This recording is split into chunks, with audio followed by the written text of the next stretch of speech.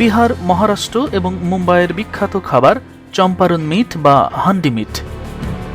মাটির হাঁড়িতে মাংস দিয়ে হাঁড়িটি কয়লার উপর বসিয়ে দিলেই হয়ে যায় এই রান্না।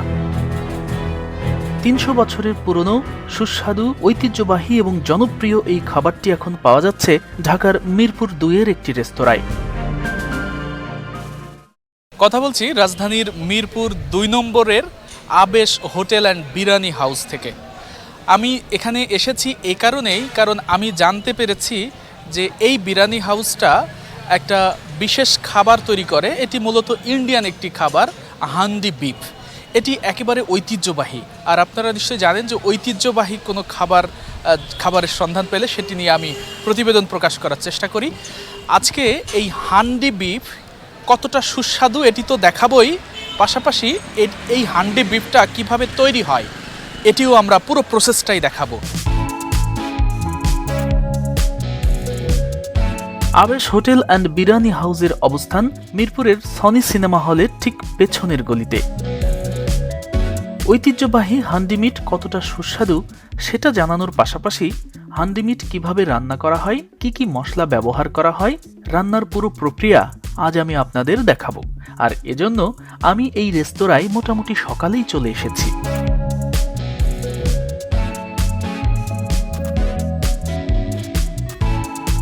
শুকনো কাঠের টুকরোগুলো বিছিয়ে দেওয়ার পর বিশেষভাবে তৈরি এই চুলায় একের পর এক মাটির পাতিলগুলো তুলে দেওয়া হলো।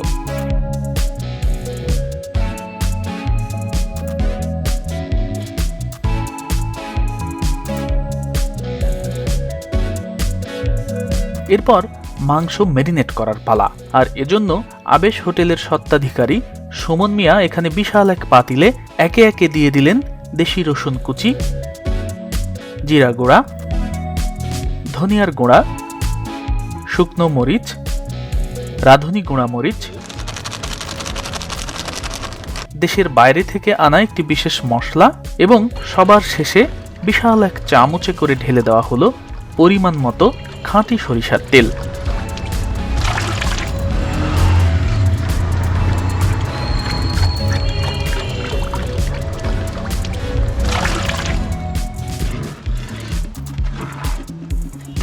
এবার মশলাগুলোর সাথে খুব ভালো করে তেল মিশিয়ে নেওয়ার পর এতে পেঁয়াজ বাটা এবং পরিমাণ মতো লবণ দেওয়া হলো।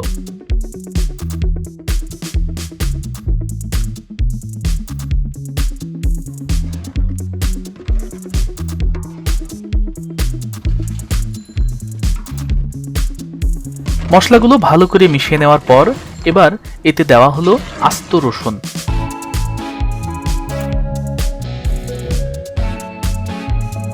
এবার এগুলো বেশ সময় নিয়ে মিশিয়ে নেওয়ার পর দেওয়া হলো একটু বড় করে পিস করা গরুর মাংস।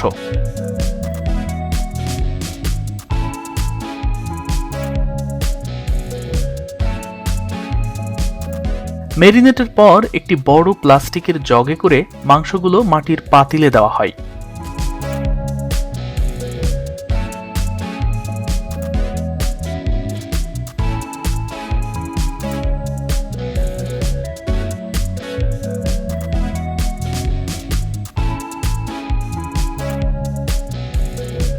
এখানে মোট 18টি পাতিল রয়েছে।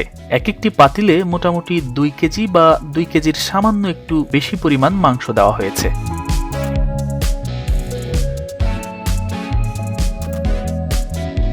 এভাবে সবগুলো পাতিলে মাংস দেওয়ার পর পাতিলগুলোর ঢাকনা ময়দা দিয়ে এয়ারটাইট করা হবে।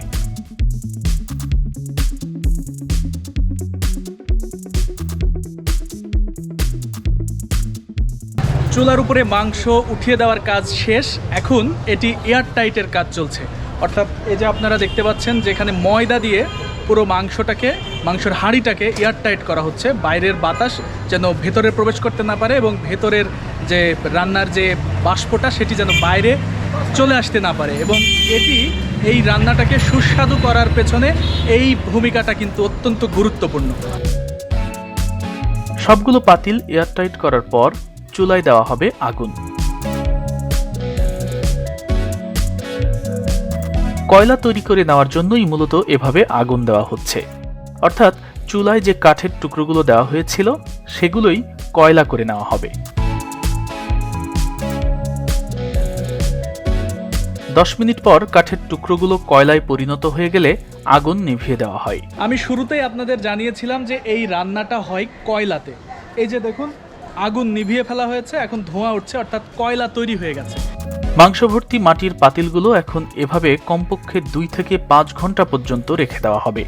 যত বেশি সময় রেখে দেওয়া হবে মাংস তত বেশি সফট হবে। রান্না শেষ হতে হতে চলুন এবার কেন এই খাবারটি বিখ্যাত সেই ইতিহাস জেনে আসি। মূলত 1770 সালে বাংলা, বিহার, উড়িষ্যায় যে ভয়াবহ দুর্ভিক্ষ দেখা দিয়েছিল সেই দুর্ভিক্ষের আঁচ অযোধ্যাতেও লেগেছিল। সময়টি বাংলা 1176 সাল হওয়ায় এই দুর্ভিক্ষকে 76-এর মনন্তর বলা হয়। ওই সময় অযোধ্যার নবাব ছিলেন সুজাউদ্দৌলা। তবে 1775 সালে তিনি মারা গেলে ছেলে আসাফউদ্দৌলা অযোধ্যার নবাব হন। নবাব হওয়ার পর তিনি লখনৌতে একটি বড় ইমামবাড়া তৈরি করেন। এই ইমামবাড়া তৈরিতে যেসব প্রজা কাজ করতেন তাদের জন্য মাটির হাঁড়িতে চাল, ডাল, সবজি এবং মাংস একসাথে মিশিয়ে ঢাকনা এঁটে রান্না করা হতো বিশেষ এক ধরনের খাবার। উদ্দেশ্য ছিল দুর্ভিক্ষের কারণে প্রজাদের শরীরে যে পুষ্টিহীনতা তৈরি হয়েছে সেই ঘাটতি পূরণ করা। অর্থাৎ ঢাকনা এঁটে রান্না করলে হাঁড়িতে থাকা সবগুলো উপকরণের মধ্যে সমানভাবে পুষ্টিগুণ ঢুকে যায়, ফলে খাবারের পুষ্টিগুণ বাড়ার সঙ্গে সঙ্গে স্বাদও বেড়ে যায় বহুগুণ। আর এভাবেই মাটির হাঁড়িতে এয়ারটাইট করে রান্নার প্রচলন শুরু হয় গোটা অযোধ্যা ও বিহারে। কারো কারো মতে বিহারের মতিহারি অথবা নেপাল সীমান্তবর্তী ঘোরাসান এলাকার চম্পারণ নামক জায়গায় সর্বপ্রথম মাটির পাতিলে এয়ারটাইট করে রান্না করা মাংস বিক্রির দোকান খোলা হয়। চম্পারণ নামক জায়গায় সর্বপ্রথম এভাবে রান্না করা মাংস বিক্রি শুরু হওয়ায় একে তখন থেকে চম্পারণ মাংস বলা হয়। তবে ভারতের মুম্বাই এবং মহারাষ্ট্রে এভাবে রান্না করা মাংসকে বলা হয় হান্ডি মাংস। অর্থাৎ মাটির পাতিলকে হিন্দিতে হান্ডি বলা হয়। আর এই হান্ডিতে গরুর মাংস রান্না করলে বলা হয় হান্ডি বিফ, খাসির মাংস রান্না করলে বলা হয় হান্ডি মাটন, সবজি রান্না করলে বলা হয় হান্ডি সবজি। আর এই পাতিলে রান্নার উপকরণ একসঙ্গে দিয়ে যেভাবে ঢাকনা এঁটে এয়ারটাইট করা হয় এটাকে বলা হয় দমে রান্না করা। দম শব্দের অর্থ হলো নিঃশ্বাস। অর্থাৎ এভাবে রান্না করলে হাঁড়ির ভেতরে যে বাষ্প তৈরি হয় সেটাকে বের হতে দেওয়া হয় না। আর এই বাষ্পকে নিঃশ্বাসের সঙ্গে তুলনা করে এটাকে এক নিঃশ্বাসে রান্না করা বা এক দমে রান্না করা বলা হয়। অন্যদিকে শ্রীকৃষ্ণ মাটির পাতিলের খাবার খুব পছন্দ করতেন বলে ভারতীয়দের কাছে এমনিতেই মাটির হাঁড়ি খুব পবিত্র। আর এভাবে খাঁটি সরিষার তেল দিয়ে দমে রান্না করার কারণে এই চম্পারণ মিট বা হান্ডি মিট গোটা ভারতে খুব অল্প সময়ের মধ্যেই ব্যাপক জনপ্রিয় খাবারে পরিণত হয়। 300 বছরের ঐতিহ্যবাহী এই খাবারটি এখন পাওয়া যাচ্ছে ঢাকার মিরপুর 2 নম্বরের আবেশ হোটেল অ্যান্ড বিরিয়ানি হাউসে। এখানকার স্বত্বাধিকারী মোহাম্মদ সুমন মিয়া ভারত থেকে এই রান্নার কৌশল শিখে এসে গত বছর থেকে এখানে হান্ডি বিফ এবং হান্ডি মাটন বিক্রি করা শুরু করেন। বিগত 2-2.5 বছর আগে ইন্ডিয়াতে গেছিলাম, দেখে আসছি, কিছু কাজও করছি। করার পরে আমার স্বপ্ন ছিল যে আমাদের দেশে এই ধরনের একটা খাবার যদি আবিষ্কার করতে পারি, আমাদের দেশে মানুষকে যদি উপহারটা দিতে পারি, এটাই আমার সাফল্য।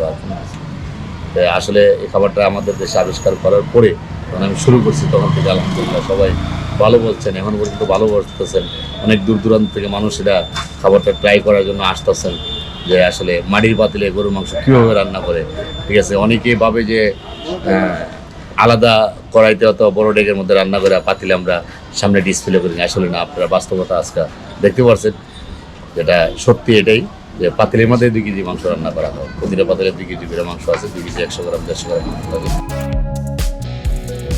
সুমন মিয়ার সাথে কথা বলার এক পর্যায়ে এভাবে পাতিলগুলো ঝাঁকিয়ে দেওয়া হয় যেন ওপরের মাংসগুলো নিচে চলে যায় এবং নিচেরগুলো ওপরে চলে আসে। ঝাঁকানো শেষ হলে আবারও বসিয়ে দেওয়া হয়। পাতিলগুলো এভাবে মোটামুটি আরো 3 ঘন্টা রাখার পর শেষ হয় রান্না। রান্না হয়ে গেছে, এখন রান্নার কি অবস্থা, মাংসটা কতটা সুস্বাদু হলো না হলো, কি অবস্থা সেটা চলুন আমরা দেখে আসি। এখানে আমাদের সুমন ভাই তিনি দেখাচ্ছেন। তিনি একটি পাত্র খুললেন। এই যে দেখুন, উপরে তেল ভেসে আছে এবং মাংসটা আপনারা নিশ্চয়ই বুঝতে পারছেন কত বড় বড় পিস। এবং সবচেয়ে বড় কথা, এই ঢাকনাটা খোলার পর মানে দারুণ একটা ফ্লেভার আমি পাচ্ছি। অর্থাৎ সরিষার তেলের রান্না এমনিতেই তো সুন্দর হয়, আপনারা কালারটা দেখুন, মনে হয় যে একেবারে এখনই খেয়ে ফেলি এরকম একটা অবস্থা। এখানে রসুন দেওয়া হয়েছে, দেখেই মনে হচ্ছে যে মানে খাওয়া শুরু করি এরকম একটা পরিবেশ তৈরি হয়েছে। অসাধারণ লাগছে আমার কাছে। টেস্ট মনে হচ্ছে যে মানে আমি যতটা কল্পনা করেছিলাম তার চেয়েও বেশি হবে। খাঁটি সরিষার তেল দিয়ে রান্নার কারণে ঢাকনা খোলার সাথে সাথে যে ঝাঁঝালো ফ্লেভারটা আমি পেয়েছি তা ভোলার মতো নয়। মাংসগুলো দেখেই বোঝা যাচ্ছে এই রান্নাটি খুব চমৎকার হয়েছে। হান্ডি বিফ এবং হান্ডি মাটন দুটোই পাওয়া যায় এখানে। তবে এই মাংস খেতে হলে আপনাকে অবশ্যই দুপুর 12টা থেকে রাত 12টার মধ্যে আসতে হবে।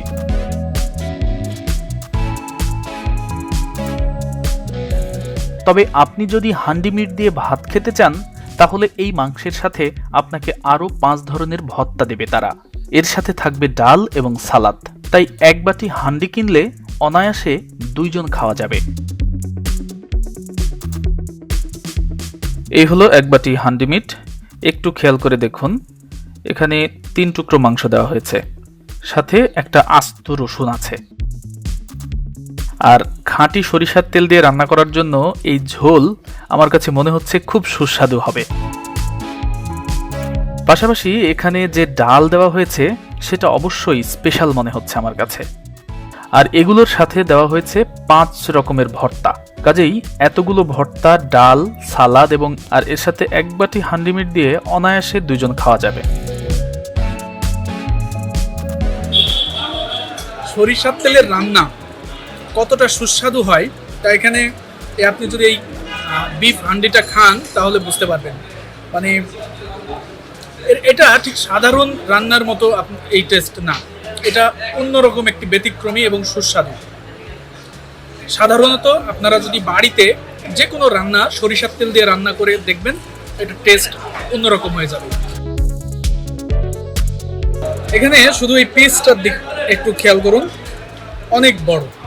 এবং এটাই সবচেয়ে মজার ব্যাপার যে এখানে আপনি আসলে দাম দিয়ে খেলেও আপনি এখানে যে 3 পিস মাংস দিচ্ছে না, এটা সত্যিই মার্ভেলাস। অনলাইনে অর্ডার করে নিজ বাড়িতে বসেও হান্ডি মিটের স্বাদ নিতে পারবে যে কেউ। আর কেউ যদি পুরো পাতিল কিনতে চায় তাহলে ইনারা ঢাকার মধ্যে হোম ডেলিভারি দিচ্ছেন। এমনকি বিশেষ ব্যবস্থায় ঢাকার বাইরেও যাচ্ছে এখানকার চম্পারন মিট বা হান্ডি মিট।